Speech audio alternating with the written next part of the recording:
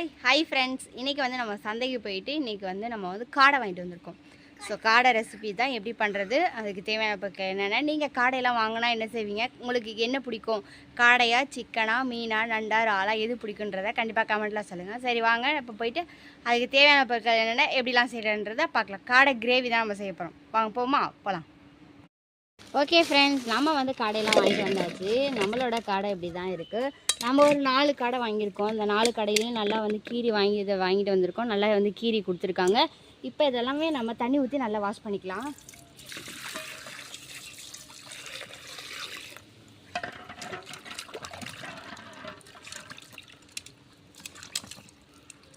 நல்லா கழுவிடலாம். ரத்தம்லாம் இல்லாமல் நல்லா கழுவிட்டு நம்ம வந்து அப்புறம் மஞ்சள் போட்டு கழுவிடலாம்.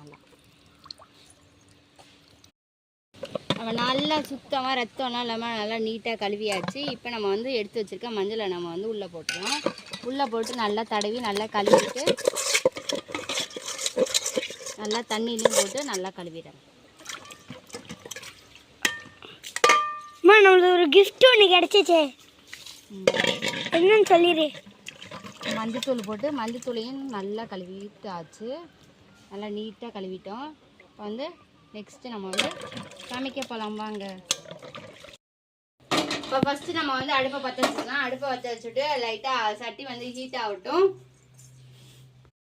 சட்டி வந்து நல்லா காஞ்சிச்சு. இல்லை வந்து 2 ஸ்பூன் அளவுக்கு வந்து எண்ணெய் விட்டுக்கலாம். எண்ணெய் லைட்டாக ஹீட் ஆகட்டும். இது கூட வந்து பட்டை, கிராம்பு, ஏலக்காய்லாம் சேர்த்துக்கலாம். பட்டை, கிராம்பு, ஏலக்காய் எல்லாமே ஒவ்வொன்றும் சேர்த்துருக்கேன். அது இதாகட்டும்.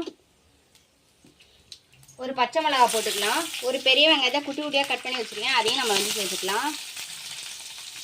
இப்போ வெங்காயம் நல்லா கோல்டு கலரில் வதங்கட்டும், அது வரைக்கும் நம்ம வெயிட் பண்ணலாம்.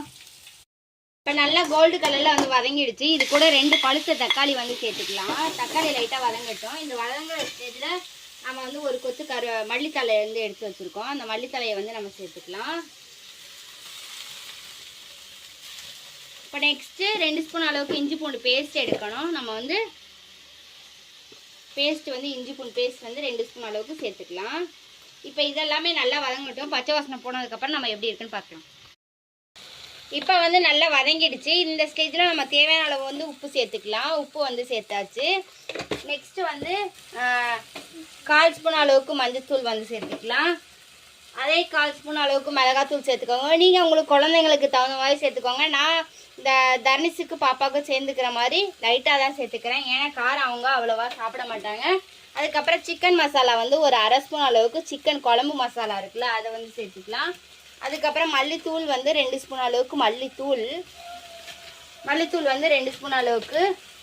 மிளகுத்தூள் பெப்பர் வந்து ஒரு 1/2 ஸ்பூன் அளவுக்கு பெப்பர் தூள்.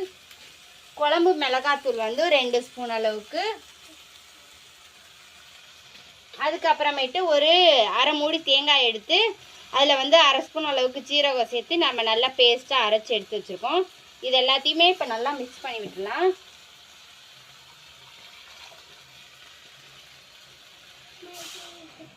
இப்போ நல்லா மிக்ஸ் பண்ணிவிட்டு இதை நல்லா கொதிக்க விடலாம். கொதிச்சதுக்கப்புறமேட்டு நம்ம வந்து காடையை சேர்த்துக்கலாம். இப்போ தேவையான அளவு வந்து நீங்கள் எத்தனை பேர் இருக்கீங்களோ அத்தனை பேருக்கு தகுந்த மாதிரி தண்ணி வந்து ஆட் பண்ணிக்கலாம். உப்பு கரெக்டாக இருக்கான்னு இந்த ஸ்டேஜில் வந்து பார்த்துக்கோங்க. நான் வந்து கொஞ்சமாக தண்ணி ஆட் பண்ணிக்கலாம். ஓகே, இப்போ நல்லா கொதிக்கட்டும். கொதிச்சதுக்கப்புறம் எப்படி இருக்குன்னு நம்ம பார்க்கலாம். இப்போ நல்லா வந்து கொதிச்சிருச்சு. இப்போ வந்து கொதிச்ச ஸ்டேஜில் நம்ம வந்து காடையை வந்து நம்ம உள்ளே போட்டுடலாம். நல்லா வந்து கொதிச்சு காடை நல்லா வேகட்டும். அதுக்கப்புறம் நம்ம எப்படி இருக்குன்னு பார்க்கலாம். ஓகே ஃப்ரெண்ட்ஸ், நம்மளோட காடை குழம்பு வந்து சூப்பராக ரெடி ஆச்சு. இந்த விலாக் பிடிச்சிருந்துச்சுன்னா அப்படியே லைக் பண்ணி ஷேர் பண்ணி கமெண்ட் பண்ணுங்கள். நீங்களும் இந்த டேஸ்ட்டில் செஞ்சு பாருங்கள், செம்ம டேஸ்ட்டாக இருக்கும். ஓகே, பாய்.